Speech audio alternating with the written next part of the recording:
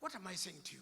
When Jesus says, I'm going to make you, don't allow people to begin talking, because they will ask questions like, how will he do it? How do you think he will do it? Now people begin to think in a manner or in a matter that it was not their original idea. The owner has said, rise up and walk. What do? You rise up and walk. And immediately he walked. The power that makes you walk is in the statement. Immediately he was made whole.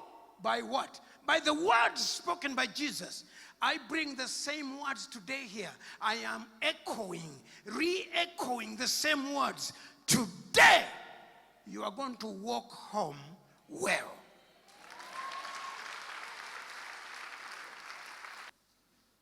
Starting 20th, Sunday next, I'll have a conference here for men. Men. Starting Sunday next, all the way up to the other Sunday.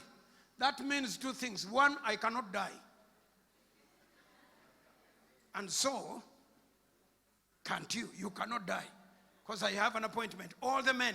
Please, women, release all your men. And if they leave home and they are not coming here, tell them to stay home. Because I don't know where they will be going. Every man comes here. Can somebody say amen?